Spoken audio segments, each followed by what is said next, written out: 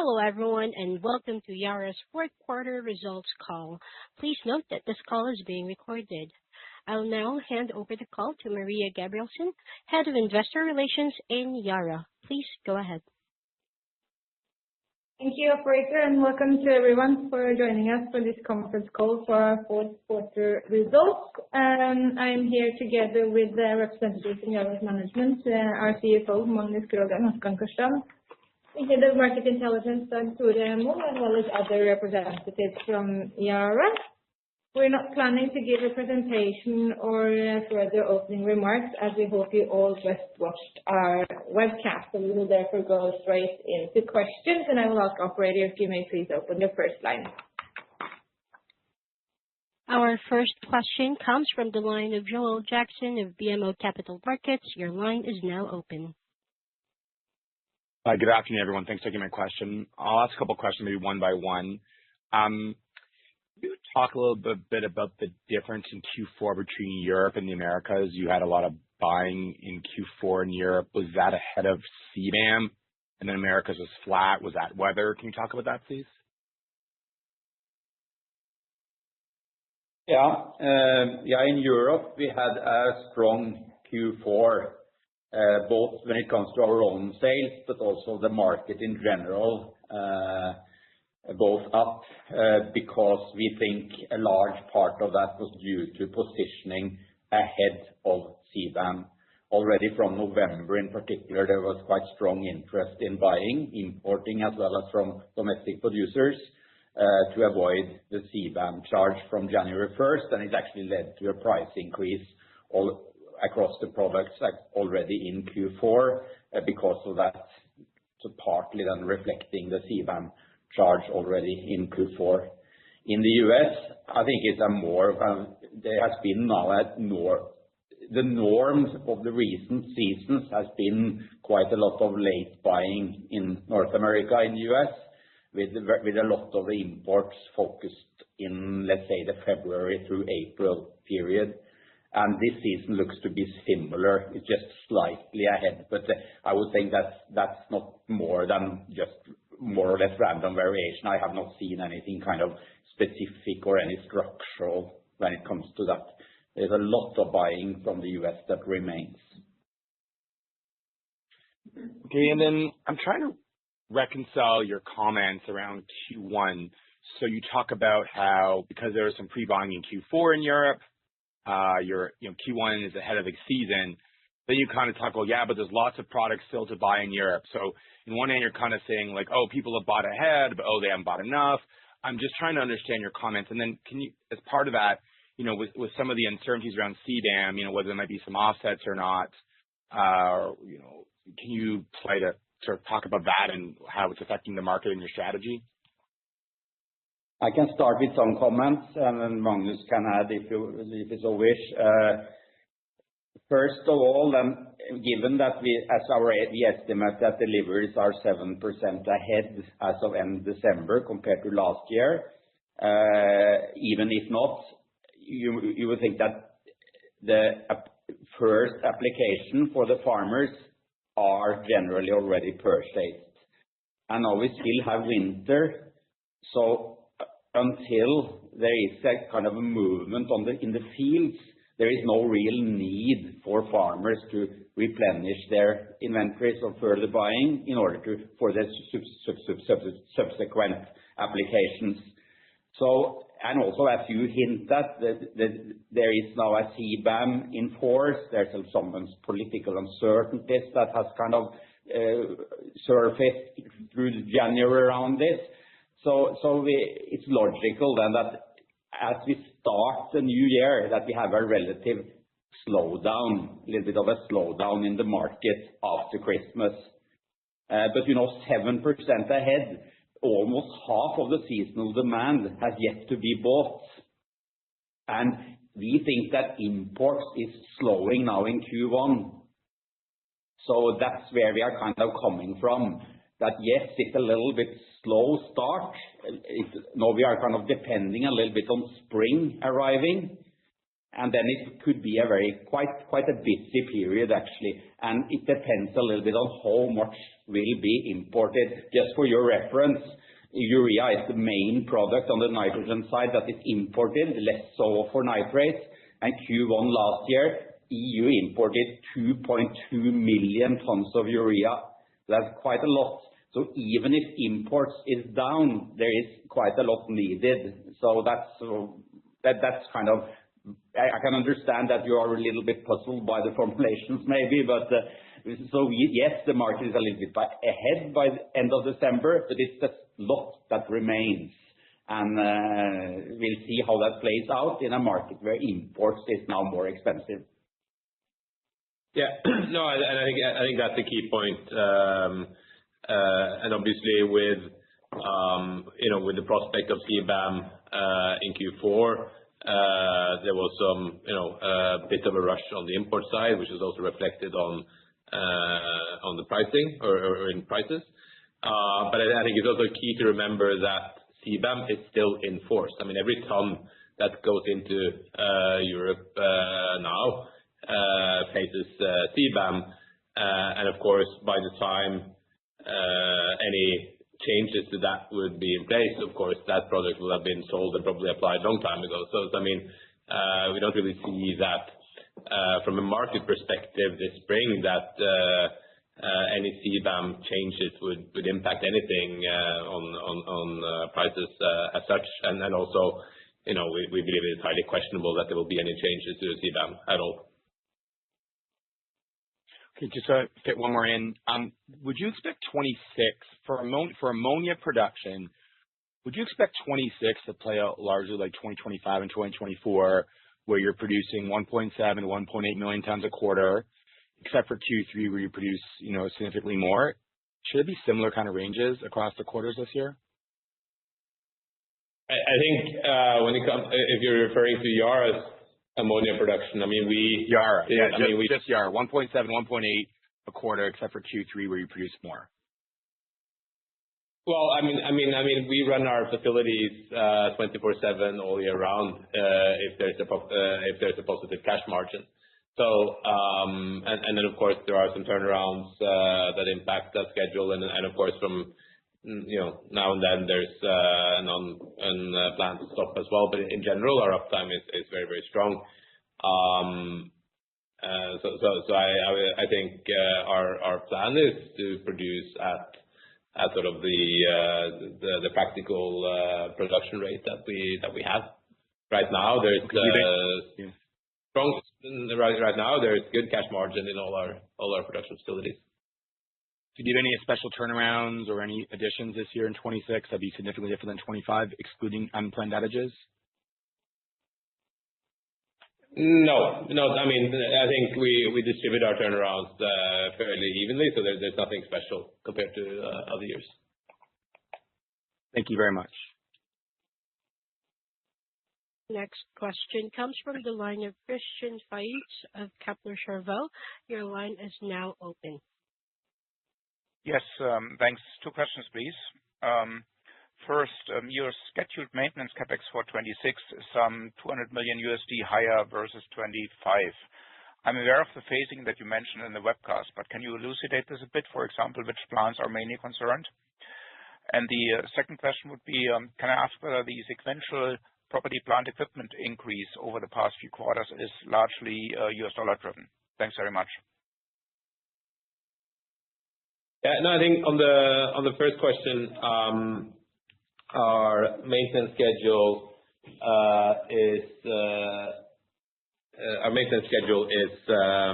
basically driven by the turnaround. So we do have a few turnarounds this year which have a bigger scope. I think in referring to the previous questions in terms of sort of how much we will produce this year or not produce because of turnarounds, that's pretty stable. But some turnarounds are more expensive than others because scope change from turnaround to turnaround. So that's why the maintenance for 2026 is somewhat higher than or in the upper part of the range that we've given, from sort of $700 to $850 million per year, and that includes a small portion of that includes a little bit of phasing from 2025 as well, but that's not much. And Could you repeat your question on PP&E, please? When your plant property equipment in your balance sheet seems to be going up sequentially over the past 3 quarters or so. Is that largely US dollar driven? Yes, most of the increases, Yeah. most of our assets are booked in euros across Yes. Europe, so that will likely reflect the currency, right? Okay. Yes. And that's the largest explanation for that. Thanks very much. Your next question comes from the line of Lisa De Neve of Morgan Stanley. Your line is now open. Hi. Thank you for taking my questions. I want to follow up on the first question around spring demand. If you can give us an idea of what you think current channel inventories are across the Americas and Europe, some idea on that would be great. That's my first question. And my second question would be around CBAM. I mean, to which extent have you been involved with European policymakers around what your view is on the importance of CBAM, and what sort of variables are being discussed to make the potentially move ahead with banning CBAM for fertilizers or maintaining that structure? Thank you. On your first question, when it comes to North America, I mean, players supplying nitrogen to the U.S. or North American markets are normally coming down with their feet on the ground, playing this out quite well. And you can say that already now, U.S. Gulf pricing for urea is up at $500, which is kind of sufficient to attract quite a lot of tonnage. So it seems to us, it seems like it is fairly normal. It's one of the reasons why the market globally is so tight. I mean, it's $500 basically. It's part of that reason is this outstanding U.S. demand. And there is also activity into Europe from North Africa in particular. You've probably seen last week there was quite a substantial volume that was bought. So there is also that going on in anticipation of the spring that will come. So I would say it's fairly normal, both in North America and Europe in that sense. And then now you have India in addition that is trying to fight for March availability by announcing a 1.5 million ton tender, as you probably saw. So it's fairly busy in the very short term. And on CBAM, I think what's important first and foremost is to kind of be accurate on what's actually happening, right? So right now, CBAM, as per EU legislation, is in force. Then there is a proposal, paragraph 27A, which if passed would open for temporary suspension or give the Commission a temporary suspension opportunity if there are unforeseen impacts on the single market or something like that. For that to even be a possibility, that paragraph has to be passed by the European Parliament, which is obviously not a given. So this is not something that either the member states or the Commission can decide on their own.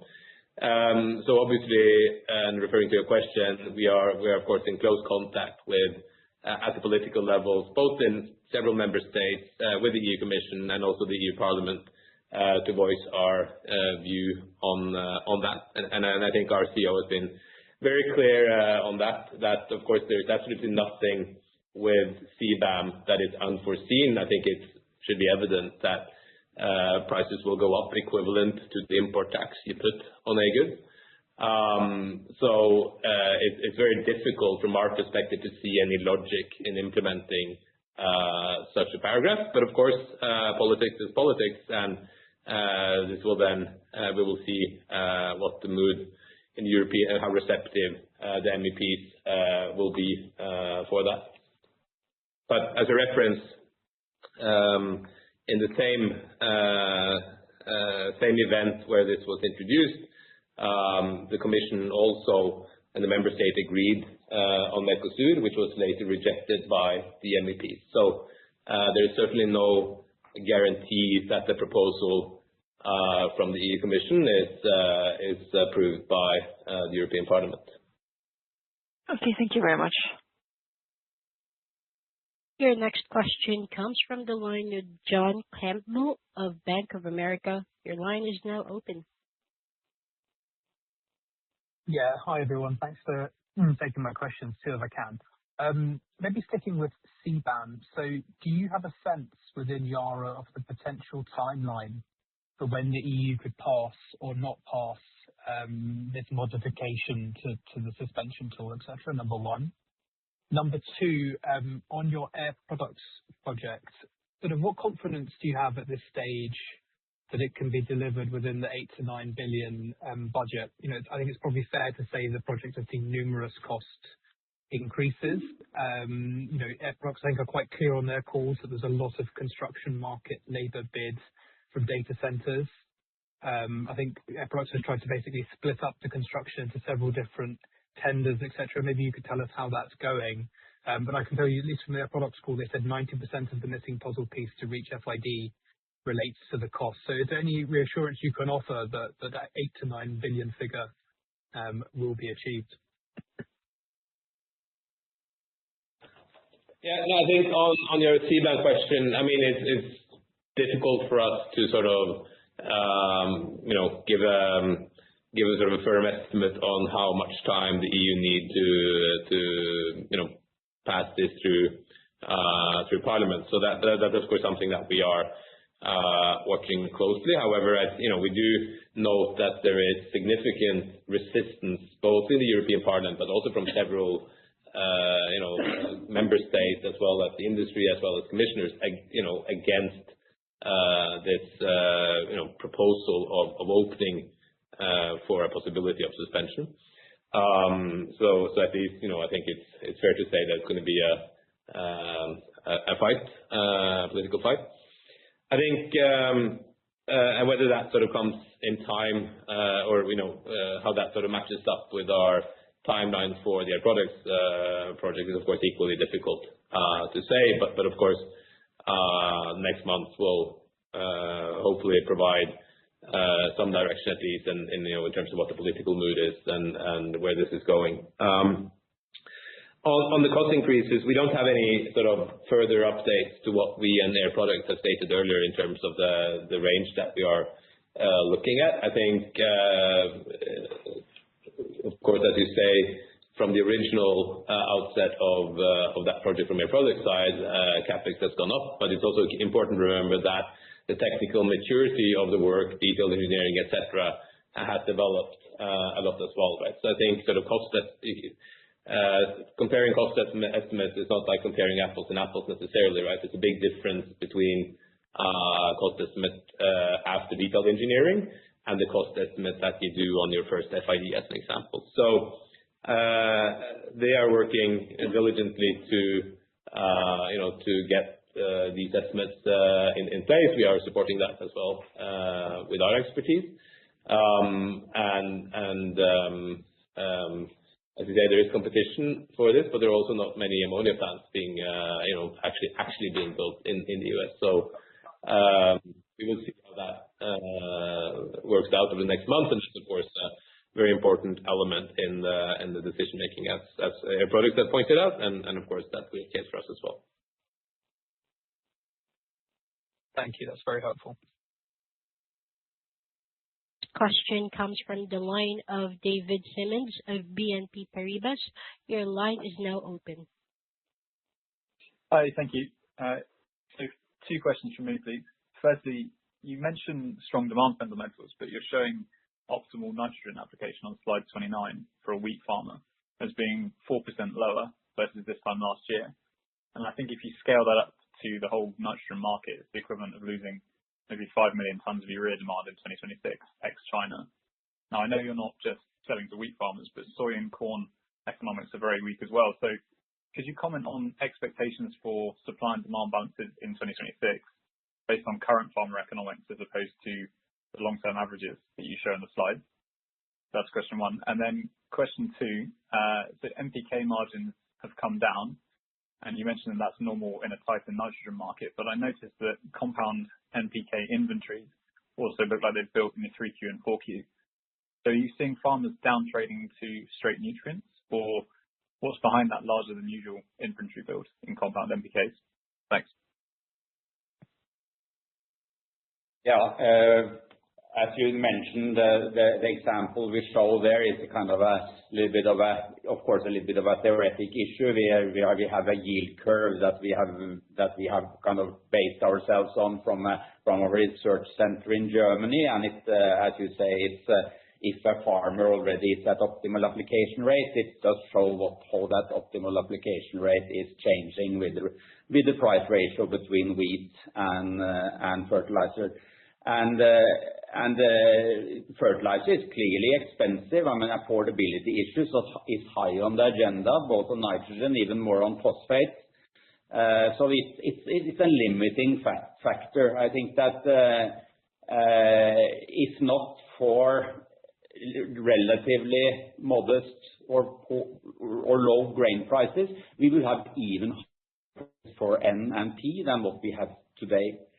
And if you look at, as you said, the demand, has this led to lower global demand, this pressure on affordability? It hasn't. And that, of course, maybe you can be more or less surprised by that. If you look at 2025, with an increase in Chinese exports of 5 million tons, even if you then take away some production outside China due to India producing less, due to Iran and Egypt producing less due to the conflict, and also gas diverted to other purposes, I think you will find a fairly healthy supply growth for nitrogen in 2025 and into 2026, and even despite that we are having $500 urea prices now. So, and I think that has taken some players by surprise. If you looked, let's say, a year ago at forecasts for 2025 and 2026 pricing from most players, consultants, etc., they will be considerably lower than what we have been realizing. So yes, we have a very strong and tight supply-demand balance despite relatively poor affordability. On the NPK side, I think what's important to remember is that most of our NPKs goes into what we call premium products, where of course the value of those products on yield, quality, and you know, several other aspects is kind of what determines price and the willingness to pay. Which is of course then the absolute price that the farmers pay. When we talk about premiums, you know, we refer to that price less the sort of commodity value of the three nutrients in the product. So in that scenario, even though sort of NPK prices go up when NP and K go up as well, when they go up as much as they do now, it's natural to sort of see some contraction in the premium in the way we measure it. And I think if you look at, you know, across nitrates and NPKs, you know, premiums have actually held up very well, I would say, considering the high commodity price environment that we have. But we have, as we reported, seen some tightening on the premium side, particularly in Asia, whereas sort of margins, which is Yara margins, are not down in the same way. When it comes to inventories, actually our sales in Q4 and in the year in total are slightly up, but our production levels are also significantly up due to improvements in productivity in our production system. So that has led to, I would say, a fairly slight inventory buildup, which we believe that which we are working hard to, of course, sell the additional tonnages that we get out of our plant now in the spring. Thanks, that's very clear. Your next question comes from the line of Beth Johnson of ABG Sundal Collier. Your line is now open. Thank you very much for taking my questions. I have two, if I may, both related to Q4. If you take your EBITDA bridge year-over-year, prices had a tailwind of 140. Looking at your nitrate price realization, it was 358 versus your own pre-quarter material list prices at 370. Could you talk a little bit about the price realization and if it's timing or discounting? Thank you. The prices for fourth quarter realized in slightly lower than publication prices, but it actually was last year as well. So that's why I typically recommend using the delta for publication prices or delta realized prices. I think you will end up with roughly the same impact in the EBITDA bridge. But then the other part is also that if you look at the publication prices for CAN, it's not a fully liquid reference in the sense that publications aren't able to capture the exact price that every trade goes on. I'm sure that we could expand on that. And also there aren't volume weighted, so it means that you will always have these deviations a bit between publication prices and realized prices, which are also linked to how they make their estimates and not only commercial performance. So the biggest impact in the price margin compared to the outside in, if you use pure publication prices, is really related to the NPK premiums that were pressured, especially in Asia, China and Thailand, and that we estimated to be roughly $20-30 million impact this quarter compared to the same quarter last year. Yeah. And then I think it's fair also to say that the impact there is in Europe is mostly due to timing in the quarter. Yeah. Okay. But let me ask me the question the other way around. If you take your official publication prices, your list prices to your clients, it's much higher than your price realization implies. And then back to the question, why are realized prices so much lower than the prices that you're actually announcing to your client? It seems to be some kind of either increased competition or discounting or timing, independent of the EBITDA bridge year-over-year. The biggest factor in that regard is timing, right? That's and in a way that's difficult to predict from year to year for us as well as for you guys, of course, as well. I mean, there are movements. It depends on a lot of different factors when the market moves, right? When buyers step in to buy, when imports come in, and so on. So there are a lot of factors there that impact, how our sales team have to determine what's the optimal volume to sell at each point in time. We can have our ideas of where we think prices are going or will go, but if the market moves, you have to move with it to some extent in order to stay a part of the market. So I think of the factors you mentioned, I would say sort of timing is the key one. But you're right, when we announce prices, which we do from time to time, but it depends a bit on how often we do it publicly through official announcements and how much it's just do we announce at a certain point in time and then ongoing negotiation. And that's really typically based on Germany and France, right? And then there can be other deviations from that in the other markets, which can lead us to deviate from those list prices. You're correct, if that's the Yeah, sure. Thank you. And on that topic, how should we view current publication prices? Are they a reflection of the actual market, or is the softness that you are communicating maybe delaying some purchases on the price realization for the current quarter? Yeah, no, I think the list prices we have are a reflection of the current market. Yeah, there's CAN around 350 euros. That we think is pretty close to where it actually is. Yeah. Okay. Thank you. Thank you for taking my questions. Your next question comes from the line of Angelina Glazova of JP Morgan. Your line is now open.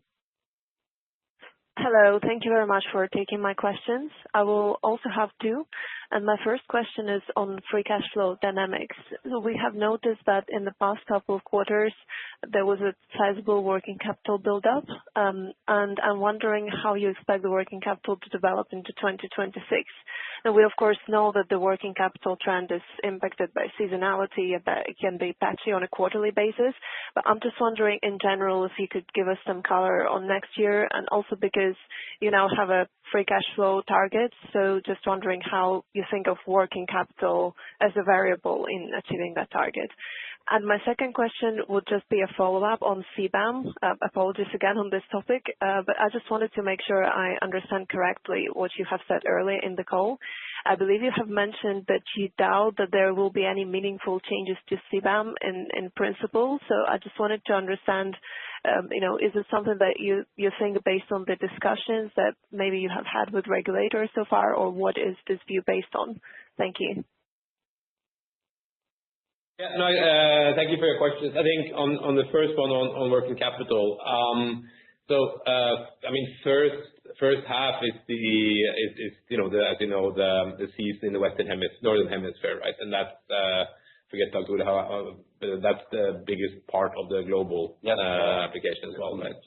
So that clearly where we have higher deliveries, and so that in that you typically see a build up of inventories somewhat and working capital before season, and then we typically see a release in the season. So that's kind of I would say the price neutral view. But then of course when prices go up or down, that impacts working capital as well. And when prices go up like they have done through Q4, which is of course very good for Yara. But that of course also means that the value of receivables and so on is higher as well. So then working capital goes up. But there's nothing uncommon on credit days or inventory days or anything like that sort of constitute a change.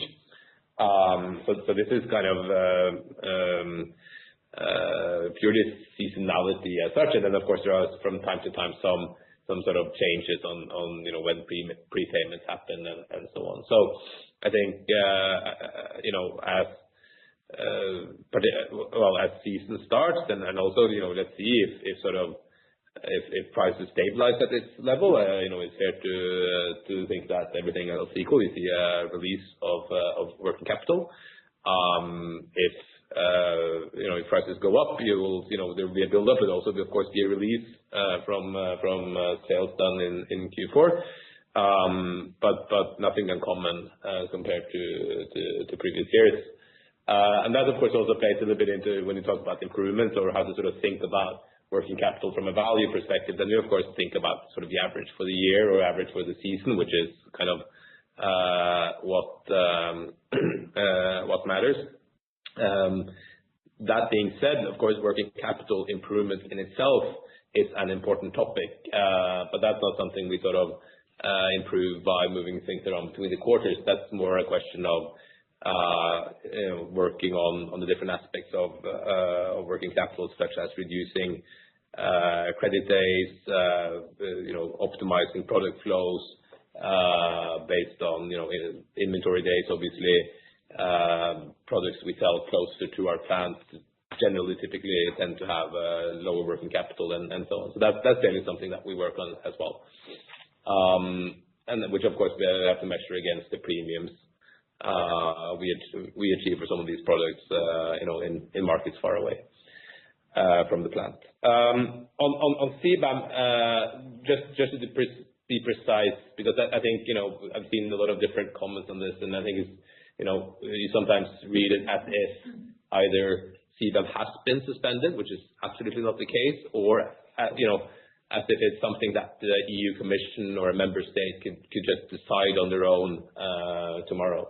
So what I said was that the Commission has proposed a new paragraph, which does not exist today, or it's not in part of legislation today, that allows them to suspend CBAM, not only for fertilizer, for any product, temporarily, if there are unforeseen and negative impacts on the single market. Now, for them to even have that possibility, that paragraph needs to be included in the legislation, and that will require sort of the full legislative process, including an approval by the European Parliament. And then when it comes to sort of what's the likelihood of that happening, that's of course anybody's guess. But if you read the media, there have been several members of the European Parliament who've spoken out against these changes. There have been people from the Commission, stating that CBAM is the cornerstone of the European decarbonization policy, and so on. So there's clearly in all camps strong resistance of even contemplating this, even though the proposal is there. But of course, as with any politics, it's very difficult to sort of predict what that outcome could be. But I think what's important also to emphasize is that even if that was implemented, then unforeseen consequences. It's very hard to see how a price increase equivalent to a tariff could be unforeseen. That's so. I mean, at least judging by the letter of the law, even if it was implemented, that shouldn't really open the opportunity for any suspension of CBAM on a product like fertilizer due to the grounds of being unforeseen. But of course, that's my personal interpretation and not necessarily the interpretation of the European Commission. Understood. Thank you very much for clarifications. Your next question comes from the line of Tristan Lamotte of Deutsche Bank. Your line is now open. Hi, thanks for taking my questions. Kind of CBAM adjacent, but I'm just wondering on proposed changes to ETS and the phase out of free emissions. Could you just remind us of your position there? And I think you mentioned in the past that you have credits that you could sell at some point.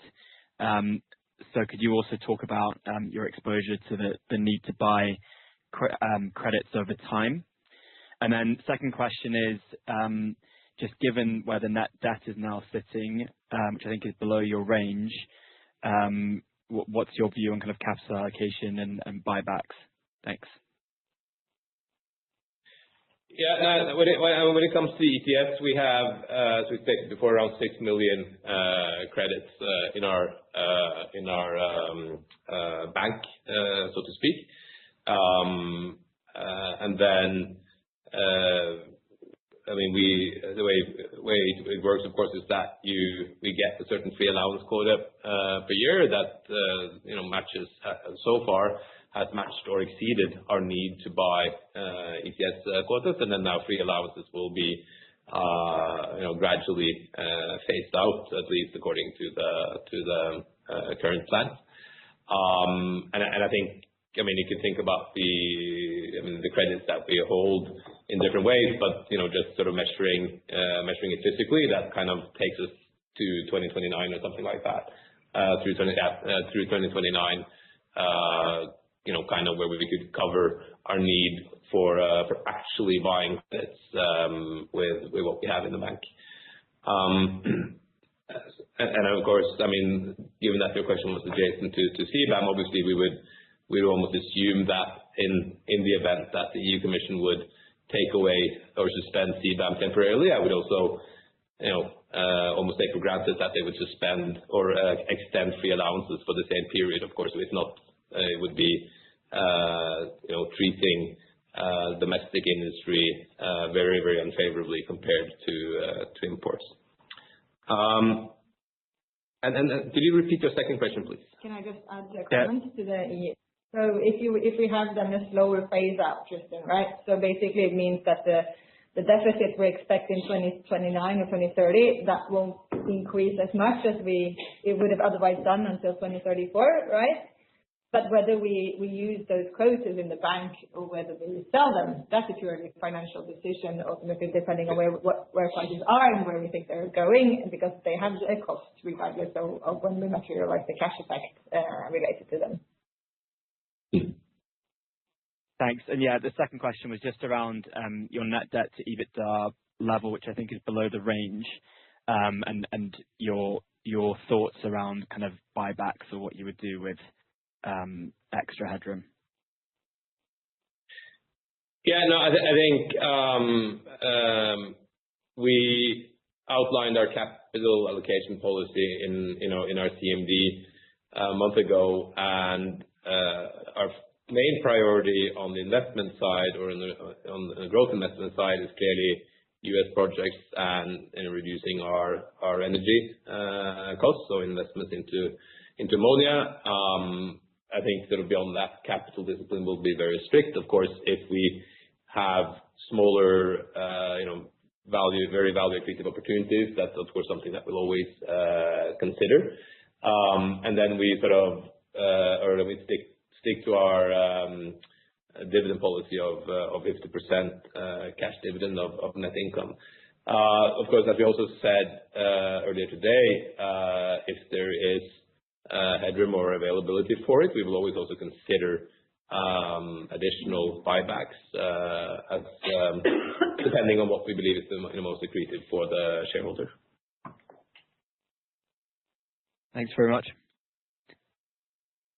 Your next question comes from the line of Magnus Rasmussen of SEB. Your line is now open. Thank you for taking my questions. I have two, if I may. Firstly, when you announced the Air Products project, you said that you could do that within 1.2 billion CapEx frame. I assume that implies you have to be quite a bit below that level towards 2030. Still you guide for 1.2 billion in 2026. So I'm just wondering sort of what's your thinking here, and how should we think about that beyond 2026? And the other question I had was whether you could talk a bit about the factors impacting your earnings, which are not captured in your sensitivity, such as NPK premiums, phosphate margins, etc. Where are we now relative to 25, and how does 25 compare to sort of historical averages?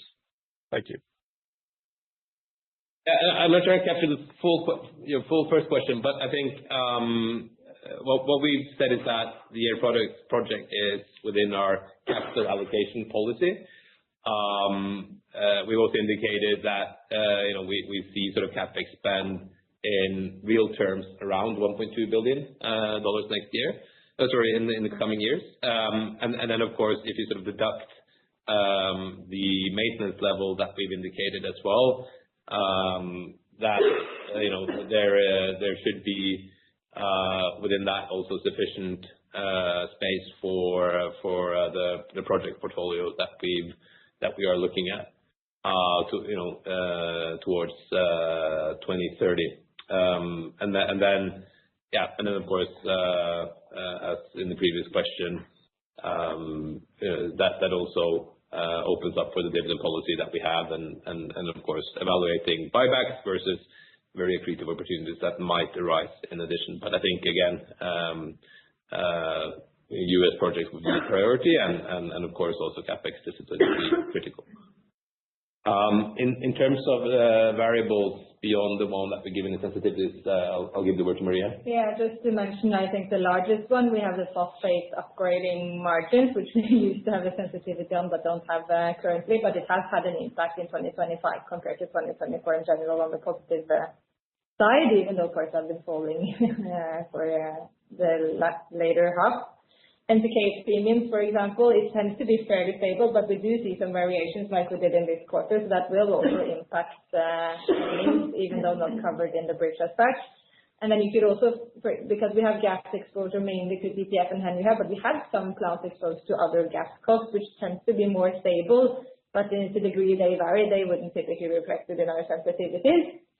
And fixed costs, for example, which obviously have been a factor for the year. So I'll leave that to be the main drivers, where most of them have contributed positively for 25 as such.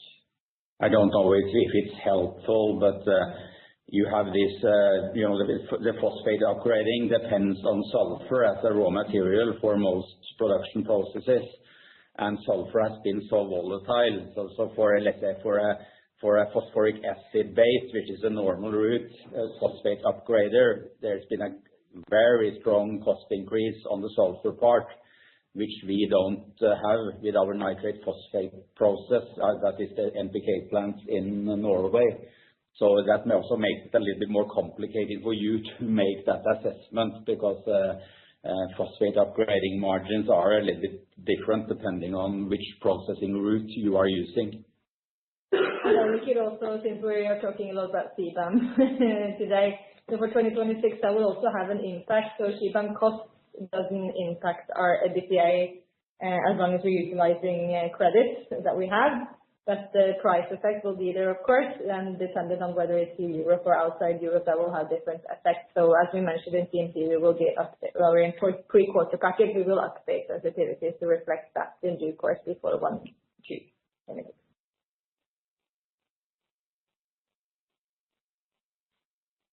Our final question comes from the line of John Campbell of Bank of America. Your line is now open.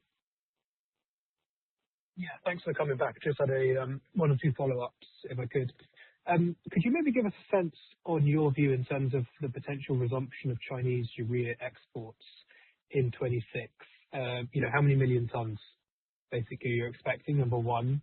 And number two, coming back, I guess, to Air Products, presumably you've done some sort of levelized cost analysis in terms of delivering that ammonia, assuming the project can be built for 8 to 9 billion or whatever it is. And I thought, maybe one way to think about it is how that compares to something like the gray cash cost of delivered US ammonia, and maybe what carbon price would be required or sustained to actually kind of make the blue ammonia project look cost competitive with just importing gray ammonia and just paying for the CBAM. Have you kind of got a view on that? I think I came out to $160. Of course, that's just a ballpark figure, but do you have a sense maybe on the longer term carbon price?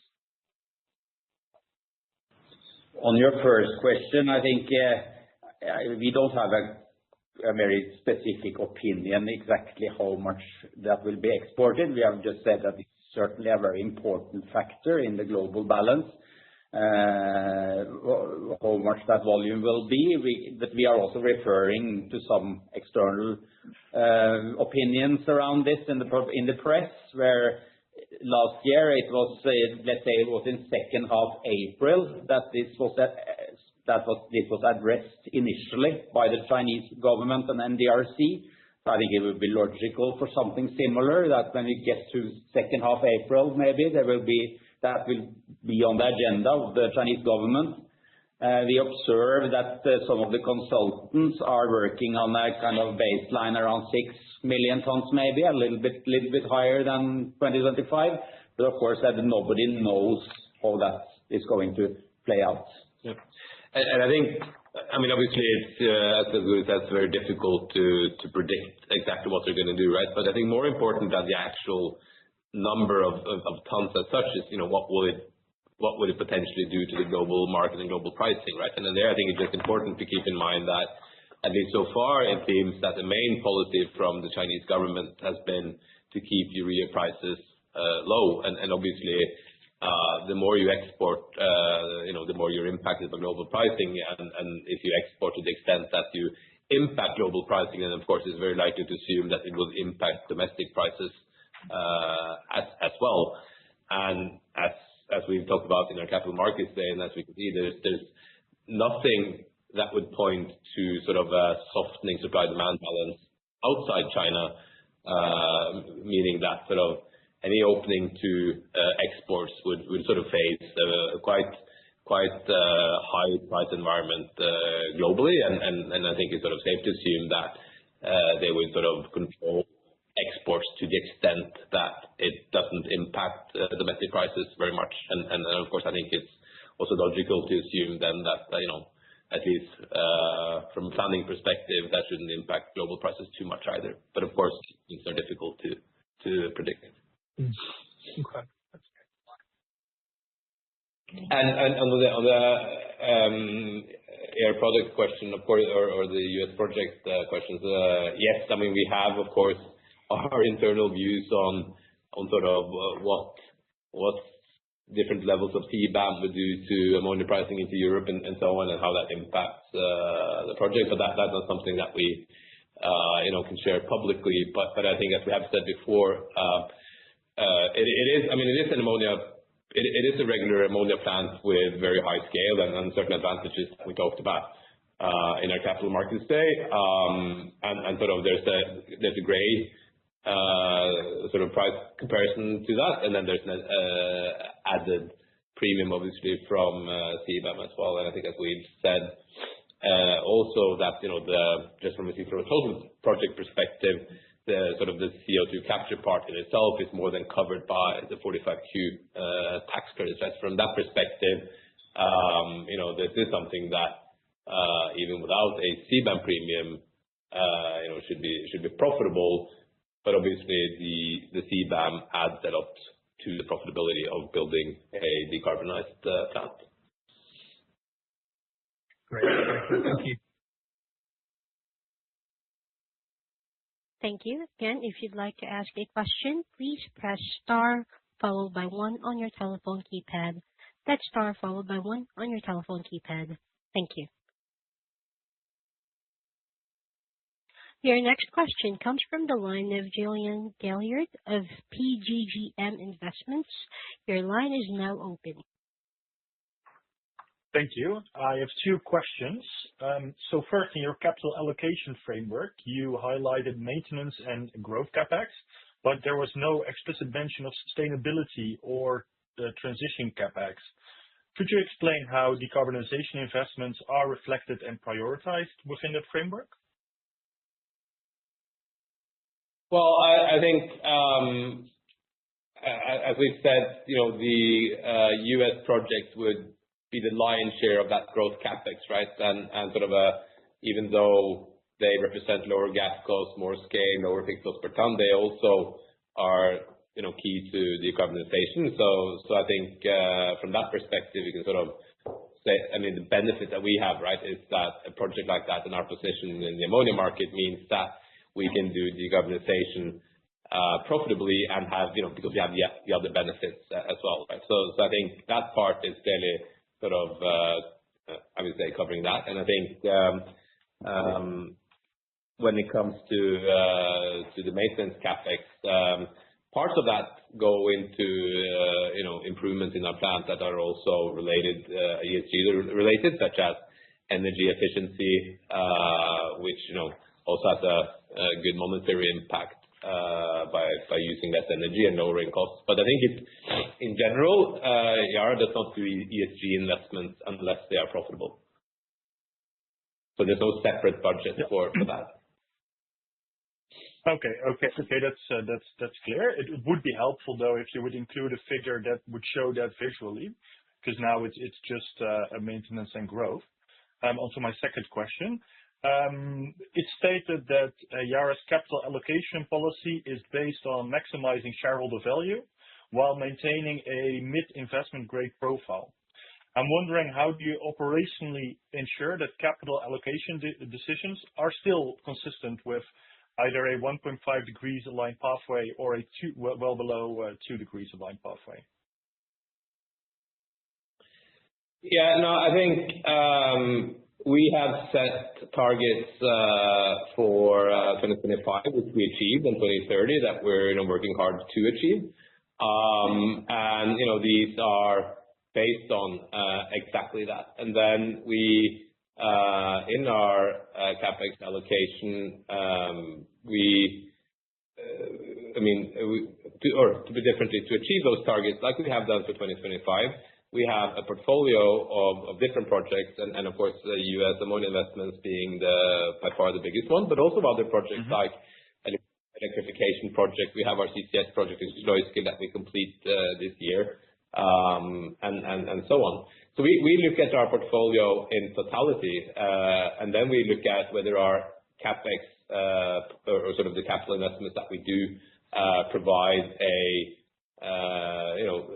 sufficient return or a strong return to our shareholders, as well as how we sort of meet targets such as the ones we've set, right, on the ESG side. But I think what's important to remember is that in order for that to be possible, there needs to be firm sort of economic value drivers, right? So of course, our investment in Sluiskil CCS, which contributes significantly to our targets, wouldn't have been possible unless there was a carbon pricing in Europe, right? And I have to say, if these type of uncertainties, even though we believe firmly that CBAM will remain in place, I think it's safe to say that if this kind of uncertainty would have come exactly when we were to do our investment decision on that project, it's no guarantee that we would have actually approved that. So I think that's important to keep in mind as well. However, we do believe that that project will make us very competitive in the European context, and that's kind of the basis for all the projects. So basically, what I'm saying is that the regulatory side needs to be in place so that these projects are profitable. Some of them are profitable no matter what, because saving electricity is typically profitable. But some others will not be profitable unless the regulatory side is in place. Clear. Thank you. Our next question comes from the line of Mazahir Mammadli of Rothschild. Your line is now open. Thank you. So my question is on CBAM. Basically, I wanted to ask, so we saw the benchmark values published by the EU on CO2 intensity of nitrogen production in various countries. When you compare those benchmarks to the CO2 intensity of your own production, do you see any advantage? If so, how big is it? Thank you. Yes. So for both urea, we will have a variation between our plants nationally. Some will be very efficient and some will be less efficient. But in general, Yara's plants will be more efficient than both the average European, but more so the global averages and then benchmark for imports. Yeah. This is a short answer. Absolutely. And I would say, particularly in our nitrate production with the investments that we've done there over a long period of time, we are significantly more advantaged on the carbon footprint side. So that's of course a huge advantage on nitrates in Europe, particularly when you compare to imports of urea. And I think since this was the last question on CBAM, of many of the questions of CBAM, which of course is a very hot topic these days, I think it's also sort of in its place to add that we are very concerned about sort of the impact on the farmer, obviously, not only from increased cost on fertilizer, but also on a lot of the other regulation that's put on the particular European farmers. But I think it is a very easy way to solve that problem for the EU, particularly when it comes to CBAM, and that would simply be to give that the CBAM revenue as a subsidy back to the farmer who buy the fertilizer. I can see no better use of that money than that.